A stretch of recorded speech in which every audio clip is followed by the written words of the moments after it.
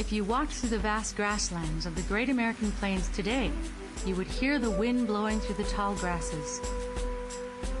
You may hear the barking of a tiny prairie dog standing watch near its burrow, or hear the sound of bison grazing on the lush grasses of the plains. Many hundreds of years ago, these would not have been the only sounds you would have heard on the Great Plains. You see, these vast grasslands were once home to the first Americans, the Native Americans of the Great Plains. You would have heard the sounds of their voices, their songs, their music, and their lives. Sego Skenango. My name is Digaliwakwa, she sings. Or you can call me Joanne Shenandoah. I'm a Native American Wolf Clan member of the Oneida Nation Iroquois Confederacy. Native Americans have lived on this land for thousands of years. Today I would like to share with you the story of the Native Americans of the Great Plains.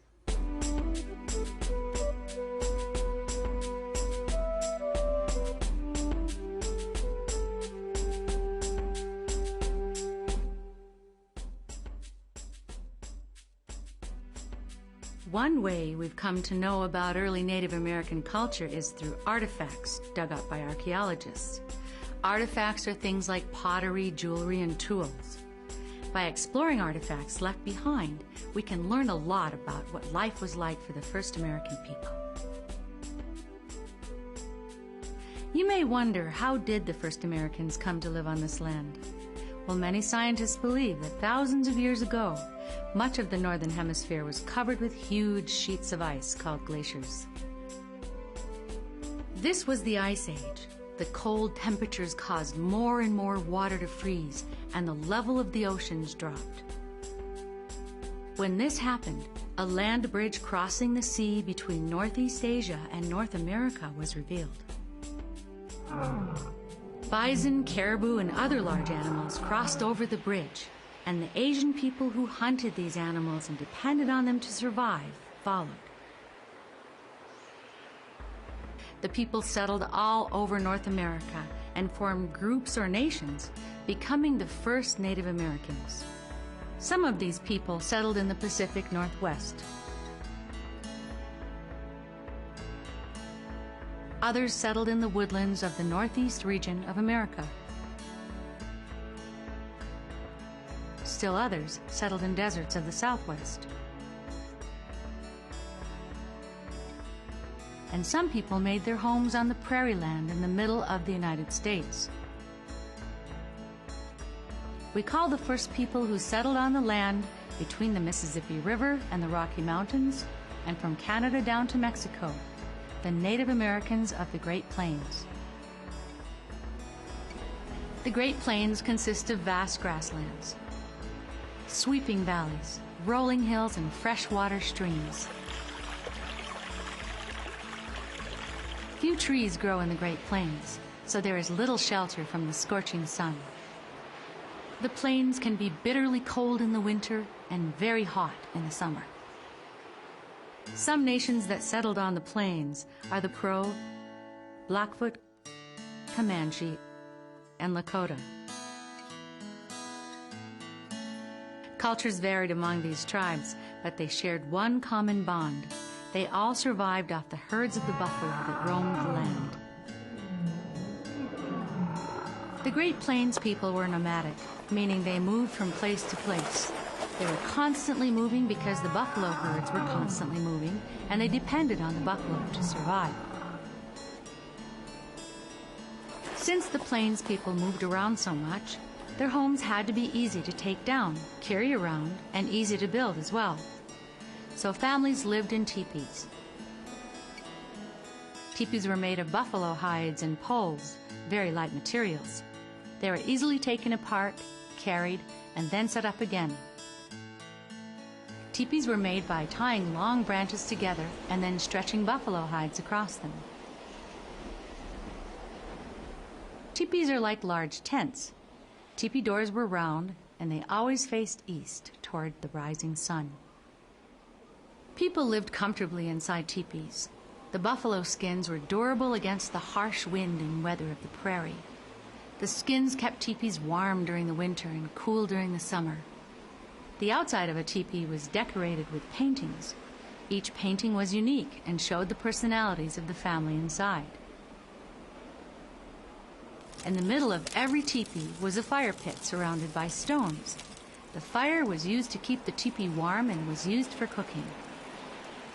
There was a hole at the top point of the teepee. The hole allowed smoke from the fire to escape. One family called each teepee home. They slept on robes made of furry buffalo hides. There was also room to store baskets, extra clothes, and dried food. Members of the same clan lived in a village. Villages were small. This way, it was easier to pack up and move everyone and their belongings across the Great Plains. The people of the Great Plains relied greatly on the buffalo for food, shelter, and clothing. Men would leave their villages and go on mass buffalo hunts.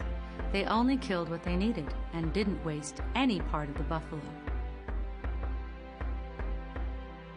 Men used bow and arrows to hunt buffalo and other animals, like antelope, deer, elk, and moose. They also caught prairie dogs and rabbits in traps. Their meat was used for food. They roasted fresh meat on a stick over a fire, or boiled it with vegetables to make stew. Some meat was cut into strips and dried with smoke from a fire. Great Plains tribes mostly ate meat.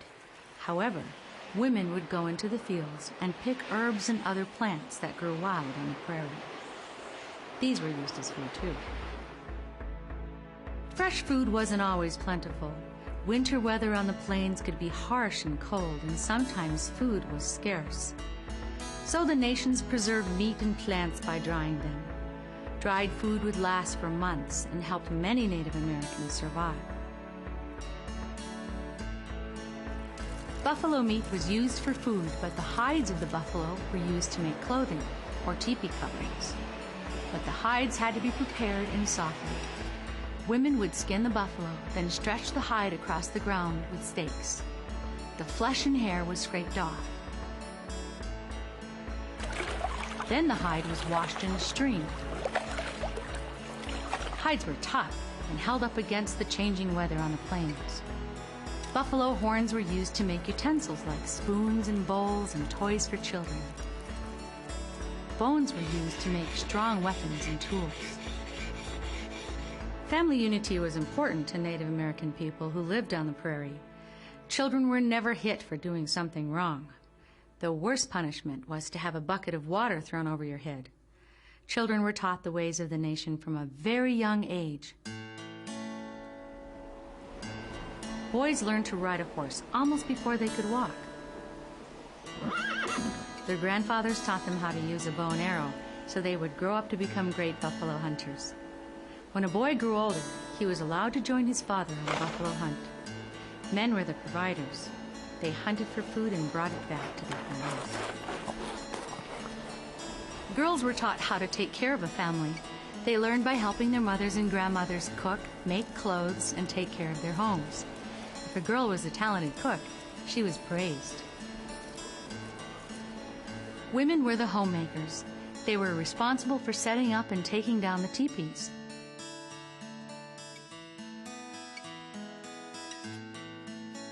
They fed their families by chopping up buffalo and other meat, gathering wild plants, and cooking meals. Women were skilled artists and made crafts and clothes for the entire village. The oldest members of the nation were sometimes the chiefs. They were considered wise because they had lived so long. Elders used their wisdom to settle conflicts within the nation. Their word was respected. They also passed down their wisdom onto the next generation of children and taught them the Native American way. The Great Plains people made unique artwork, clothes, and had their own spirituality. Members were skilled painters. They crushed wild berries to make paint. Then they painted designs on the buffalo skins that made teepees and clothes. Carving was another art form. Men carved pipes out of wood or stone. Women made clothes out of skins from buffalo, antelope, and deer. Men wore animal skin leggings, a loincloth, and a belt. Some men wore eagle feather war bonnets. This meant the man had done good deeds. The more feathers a man wore in his bonnet, the more he was honored by the people. Women wore deerskin dresses. They also decorated themselves with jewelry like earrings and bracelets made out of metal or beads. Children wore the same clothing as their parents. Everyone wore moccasins on their feet. Moccasins were made of buckskin and sewn together by the women. The Great Plains people believed in many spirits. They believed these spirits were all around them and showed themselves in the form of the sun, moon, stars, animals, people, and even rocks. The artwork, the clothing, and the beliefs of the Plains people allow us to peek inside their rich culture and heritage. Native Americans wandered the Great Plains hunting buffalo and living off the land for thousands of years. However, their lives changed forever when the European settlers came to the Great Plains. Soon, the great herds of buffalo were gone, and so too were the teepees. Many Native Americans were killed, and some nations disappeared. All were forced to migrate to reservations, land set aside for Native Americans only.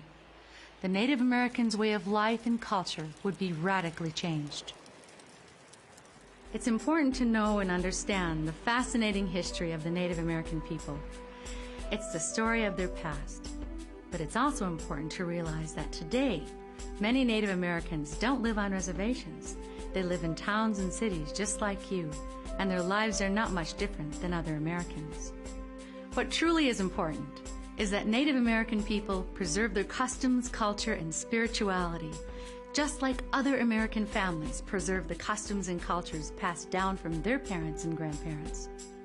And even though the lifestyle of today's Native Americans has changed, they know the value of teaching the truth of their ancestors, the first Americans.